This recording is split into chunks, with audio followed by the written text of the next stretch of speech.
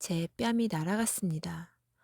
아무 말도 못했습니다. 도망치지도 못했습니다. 제 귀에 울린 건 손바닥 소리가 아니라 너는 여기서 사람이 아니야.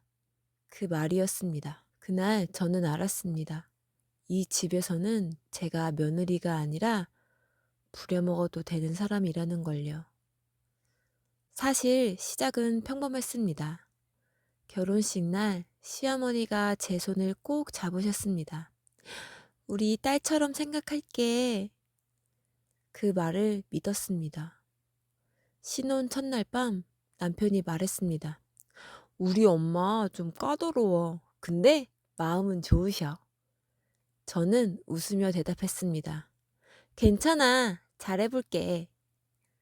그렇게 저는 그래도 가족이니까 라는 말을 믿고 이 집으로 들어왔습니다. 첫 명절이 다가왔습니다. 며느리가 음식은 해야지? 시어머니 목소리가 들렸습니다. 어머님, 제가 아직 서툰데요. 배우면 되지. 우리 집안 음식은 특별해. 새벽 5시에 일어났습니다.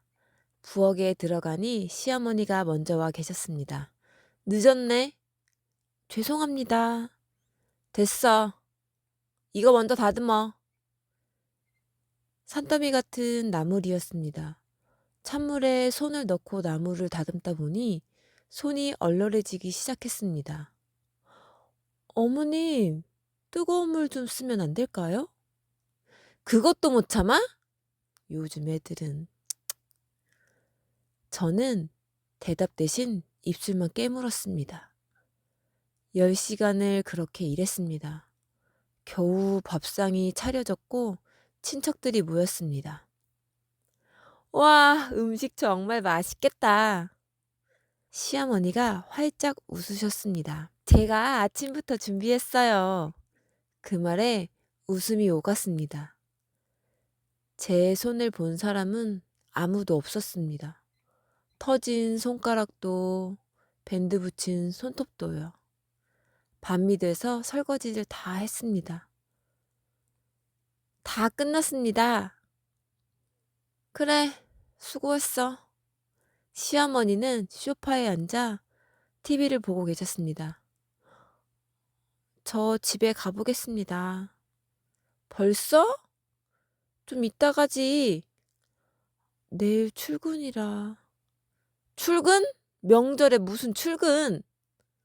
회사가 작아서 제가 안 나가면 사람이 없어서요.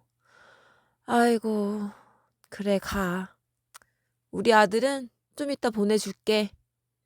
그날 밤 남편은 12시가 다 돼서야 들어왔습니다. 미안, 엄마가 누워주질 않아서. 괜찮아. 저는 그렇게 말했지만 괜찮지 않았습니다. 그리고 그게 시작이었습니다. 그 뒤로 한 달에 한 번씩 전화가 왔습니다. 이번 주 토요일에 와라.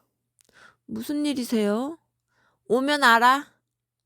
시댁에 가면 항상 부엌에 재료가 쌓여 있었습니다.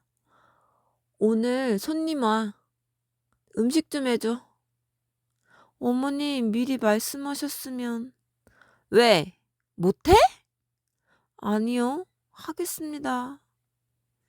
3시간을 요리했습니다. 손님이 오셨고 식탁에 음식이 올랐습니다. 어머, 음식 정말 잘하시네요. 시어머니가 웃으셨습니다. 우리 며느리가 요리를 좀 해요. 처음으로 제 얘기가 제 이름이 손님들 앞에서 나온 순간이었습니다. 그런데도 기쁘지 않았습니다. 그 말 뒤에는 늘 이런 말이 따라왔으니까요. 근데 성격이 좀 까칠해서 말이야. 얘가 친정엄마 닮아서 고집이 좀 있어. 손님이 돌아간 뒤였습니다. 설거지하고 가. 네. 밤 10시 싱크대 앞에서 접시를 닦고 있을 때 시어머니가 부르셨습니다. 야! 네? 너 오늘 손님들 앞에서 표정이 왜 그랬어? 표정이요? 웃지도 않고 뭐 불만 있어? 아니에요. 피곤해서. 피곤해? 이것도 일이야? 며느리가 시댁이라는 게 당연한 거 아니야? 저는 작은 목소리로 대답했습니다. 네. 대답이 왜 그래? 죄송합니다. 됐어. 다음부턴 표정 관리 좀 잘해. 집에 돌아왔을 때 남편은 이미 잠들어 있었습니다. 옆에 누웠는데 눈물이 나왔습니다. 소리도 못 내고 베개만 적시었습니다. 아침에 남편이 말했습니다. 어제 엄마한테 뭐 잘못했어? 응? 전화 왔는데 네가 표정이 안 좋았대. 아무것도 안 했는데. 그냥 조심해. 엄마가 예민하셔. 나도 사람이야. 알아. 근데 엄마니까 좀 맞춰줘. 그날부터였습니다. 숨을 쉴 때도 눈치를 보게 된 게. 웃을 때도 말을 할 때도 밥을 먹을 때도요. 처음엔 제가 예민한 줄 알았어요. 그런데 어느 순간 알게 됐습니다. 이 집에서는 제가 숨 쉬는 것까지 허락을 받아야 한다는 걸요. 어느 날 친구를 만났습니다. 너 얼굴이 왜 그래? 응? 괜찮은데? 살 빠진 거 아니야? 집에 와서 거울을 봤습니다. 웃는 얼굴이 낯설었습니다. 언제부터였을까요? 제 얼굴에서 표정이 사라진 게요. 그런데 제가 몰랐던 진짜 이유는 그날 밤에 알게 됐습니다. 어느 토요일 시누이한테 전화가 왔습니다. 언니, 오늘 시간 돼? 무슨 일이에요? 그냥 엄마가 보고 싶대. 아, 오늘은 좀... 언니, 30분이면 돼. 그것도 안 돼? 결국 저는 또 말했습니다. 알겠어요. 갈게요. 시댁에 가서 요리를 하고 설거지를 하고 친정 얘기를 들었습니다. 시댁은 한 달에 한 번도 안 오면서 친정은 한두 번씩 가? 너희 엄마가 뭐 하신다 그랬지? 집에 계세요. 집에서 뭐 하시는데 하루 종일? 그러니까 네 엄마가 게으르니까 네가 이 모양 이 꼴이지. 이 말을 들으면서 손이 떨렸습니다. 뜨거운 물이 손등을 덮었는데도 뜨거운 줄을 몰랐습니다. 집에 돌아와 샤워를 하고 거울을 봤을 때 눈밑이 시커멓게 내려앉아 있었습니다. 내가 예민한 걸까? 천장을 보면서 울었습니다. 옆에서는 남편 코 고는 소리만 규칙적으로 들렸어요. 그 집에서 저는 며느리도 아내도 아니었습니다. 그냥 불러서 쓰다가 버리는 인간 가사 도우미였죠. 그리고 그 사실을 인정한 날 제 인생이 달라졌습니다. 그렇게 스스로를 의심하면서도 숨 쉬는 것조차 눈치 보게 되는 건 점점 더 심해졌습니다. 그리고 시어머니 생신날이었습니다. 남편은 너 먼저 가. 난 회의 끝나고 갈게. 라고 말하고 이불을 뒤집어 썼고 저 혼자 선물을 들고 시댁에 갔습니다. 부엌은 텅 비어 있었습니다. 생일상인데 며느리가 해야지. 손님은 몇 분이세요? 10명 정도? 장도 안 보셨는데요? 마트 좀 다녀와. 택시 타고. 저는 제 카드로 18만 5천 원어치의 장을 보고 와서 잡채, 갈비찜, 생선구이, 전, 나물, 온몸이 부서져라 요리를 했습니다. 손님들은 와서 말했습니다. 어머, 생신 축하드려요. 며느리는 어디 있어? 안에서 설거지 중이에요. 요즘 며느리들은 요리도 잘해. 글쎄요, 우리 며느리는 좀 서툴러요. 마음은 있겠죠. 실력이 문제지. 그 말이 부엌까지 들려왔습니다. 냄비 손잡이를 쥔 손에 힘이 잔뜩 들어갔습니다. 손님들이 돌아간 밤 10시 산더미 같은 설거지를 다 마쳤을 때 시어머니가 말했습니다. 오늘 음식 말이야 좀 성의가 없었어. 저는 결국 말하고 말았습니다. 제가 최선을 다했는데요. 5시간 동안 혼자 10명분을 준비했어요. 혼자? 네가 며느리잖아. 그래도 저도 사람이에요. 공기가 차갑게 얼어붙었습니다. 힘들면 하지 말든가. 저는 고개를 푹 숙이며 말했습니다. 죄송합니다. 집에 돌아오는 택시 안에서 기사님이 물었습니다. 힘든 일 있으세요? 아니요, 괜찮습니다. 저는 또 거짓말을 했습니다. 집에 돌아와 거울을 봤습니다. 울지도 않았는데 눈이 부어 있더군요. 그때 인정했습니다. 나는 이 집에서 사람이 아니라 공짜의 인력이구나.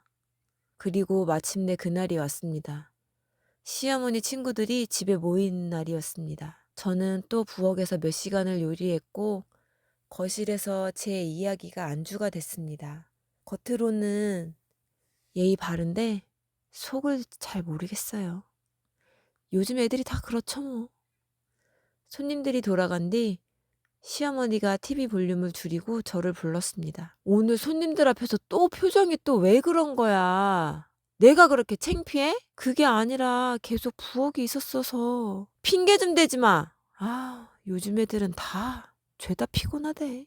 그리고 또 친정 얘기가 나왔습니다. 너희 엄마는 뭐 하신다 그랬지? 집에 계세요. 몸이 좀 안 좋으셔서 쉬세요. 쉬어? 멀쩡한 사람이? 그러니까 네 엄마가 게으르니까 네가 이 모양 이 꼴인 거야. 그 순간 머릿속이 하얗게 비었습니다. 눈물이 아니라 말이 먼저 튀어나왔습니다. 어머님, 뭐? 제 엄마 함부로 말씀하지 마세요. 뭐라고? 저한테 뭐라고 하시는 건 참을 수 있는데요.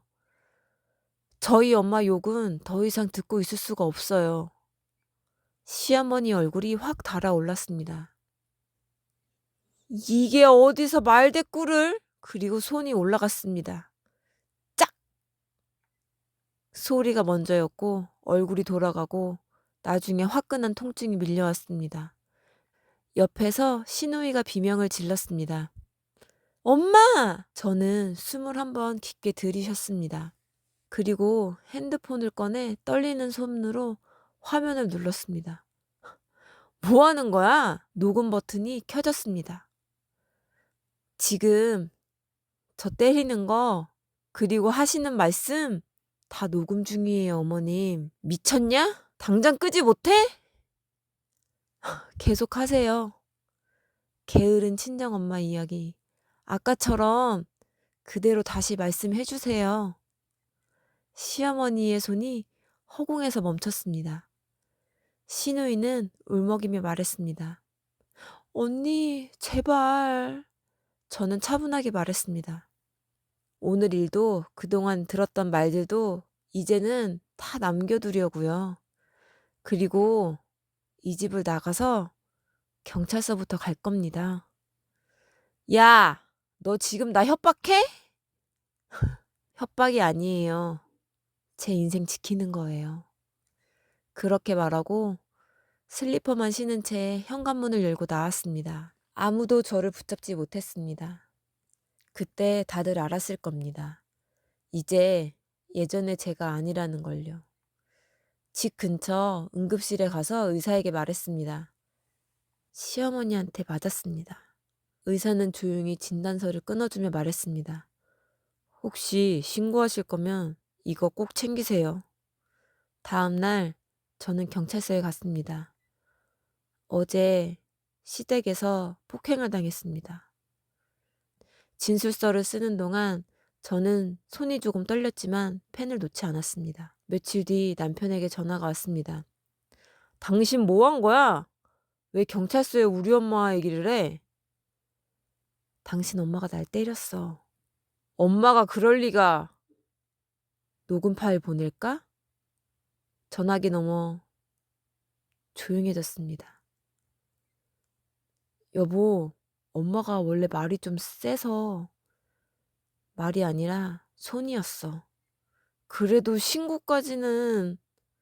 그래서 그동안 신고 안 하고 참았잖아. 오늘부터는 안 참으려고. 잠시 침묵이 있었습니다. 그리고 저는 말했습니다. 나 이혼할 거야. 뭐? 1년 반 동안 내 편 한 번도 안 들었잖아. 당신이 한 말은 항상 똑같았어. 그냥 참아. 엄마니까. 나도 힘들었어. 회사 일도 바쁘고. 나도 이랬어. 그리고 당신 엄마 시중도 들었어. 더 이상 설명하고 싶지 않았습니다. 변호사 선임했고 서류 갈 거야. 변호사 사무실에서 제가 가져간 녹음 파일들을 다 들으시고 말씀하셨습니다. 이 정도면 충분합니다. 정신적 학대, 상습적인 모욕, 폭행까지 인정받을 수 있어요. 서류가 오가고 조정기일이 잡히고 몇 번의 출석 끝에 결론이 났습니다. 위자료, 그리고 남편과의 이혼. 병원 복도에서 도장을 찍고 나온 남편이 말했습니다. 정말 이렇게까지 해야 했어? 엄마가 좀 심하긴 했지. 근데 그래도 가족인데 나는 가족이 아니었잖아. 그게 마지막이었습니다. 그 뒤로 저는 작은 원룸으로 이사했습니다. 방 하나, 주방 겸 거실 하나, 좁지만 문을 닫으면 세상 누구의 눈치도 볼 필요가 없는 공간이었습니다. 퇴근하고 집에 돌아와 불을 켜면 다녀왔습니다 라고 말할 사람은 없지만 그게 오히려 좋았습니다. 라면을 끓여 먹든 김치에 밥만 비벼 먹든 누가 뭐라고 하지 않았습니다. 이게 뭐냐? 짠데? 성의가 없네. 그런 말이 없는 저녁 식탁이 이렇게 편안한 줄 그땐 몰랐습니다. 어느 날 마트에서 장을 보다가 시어머니를 봤습니다. 할인 스티커 붙은 물건을 하나하나 뒤집어 보고 계셨습니다. 서로 눈이 잠깐 마주쳤다가 시어머니는 고개를 돌렸습니다. 저도 고개를 돌리고 그냥 카트만 밀고 지나쳤습니다. 심장이 미친 듯이 뛰지도 않았고 다리가 풀리지도 않았습니다. 집으로 돌아오는 길에 문득 생각했습니다. 아, 진짜 끝났구나. 슬프지도 통쾌하지도 않았습니다. 그냥 조용했습니다. 정말로 조용한 평화였습니다. 요즘 누가 저를 무시하는 말을 하면 예전처럼 속으로 곱씹으며 울지 않습니다. 그냥 그렇게 말합니다. 그 말 저한테 하는 거 아니에요. 그리고 자리를 뜹니다. 뒤에서 무슨 말을 하든 이제는 돌아보지 않습니다. 제가 가고 싶은 방향으로 제가 정한 속도로만 걸어갑니다. 혼자지만 외롭지 않습니다. 작은 집이지만 편안하고 많이 벌진 못하지만 쓰는 돈이 전부 제 돈입니다. 아무도 저를 함부로 대하지 않고 아무도 저를 부리지 않습니다. 저는 이제 자유입니다. 그게 제일 좋습니다. 어제 친구가 물었습니다. 재혼 생각 없어? 아니, 지금이 좋아. 외롭지 않어? 외로운 게 뭔데? 친구가 웃었습니다. 너 정말 달라졌다. 응, 나도 알아. 좋은 쪽으로 달라졌습니다. 웃음이 많아졌고, 표정이 밝아졌고, 목소리가 커졌고, 등이 펴졌습니다. 이제 저는 제가 좋습니다. 그걸로 너무나 충분합니다.